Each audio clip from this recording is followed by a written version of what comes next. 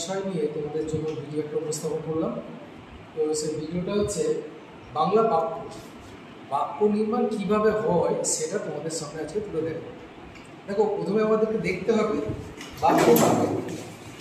প্রথমে বাক্য নির্মাণের শর্ত দেখতে গেলে আমাদেরকে দেখতে হবে বাক্য কাকে বলে। দেখো, বাক্যের সংজ্ঞা সুবিন্যস্ত যে পদ সমষ্টি মনের ভাব প্রকাশ করে তাকে বলা হয় বাক্য।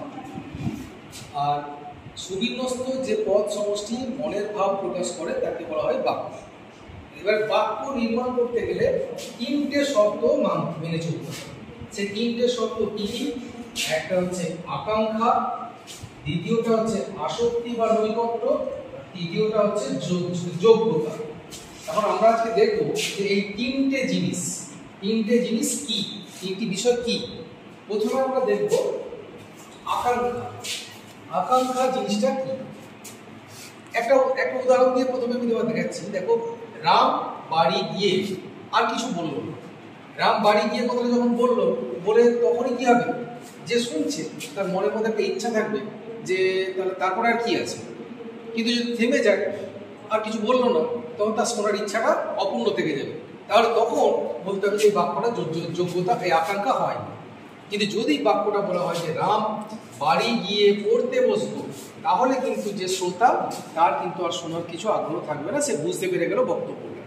কাজেই বাক্যের অর্থ পরিষ্কারভাবে বোঝার জন্য এক পদের পর অন্য পদ শোনার যে ইচ্ছা তাকেই বলা হয় আকাঙ্ক্ষা। আকাঙ্ক্ষাটা তোমরা বিষয়টা বুঝতে পারলে যে এক পদ শোনার পর আর এক পদ যে শোনার ইচ্ছা তাকেই বলা হয় আকাঙ্ক্ষা। এরপর যে দ্বিতীয়টা আমরা দেখলাম, দ্বিতীয়টা হচ্ছে আসক্তি বা নৈকট্য। একটা উদাহরণ দিচ্ছি, দেখো, বাবা বই থেকে দোকান এনেছে।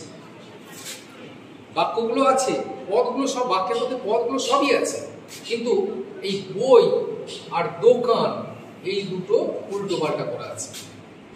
পুরো সম্পূর্ণ অর্থটাও চেঞ্জ হয়ে যাচ্ছে। এই জন্যে এই বাক্যটার যোগ্যতা হয়নি। কিন্তু বাক্যটার এই আসক্তি হয়নি।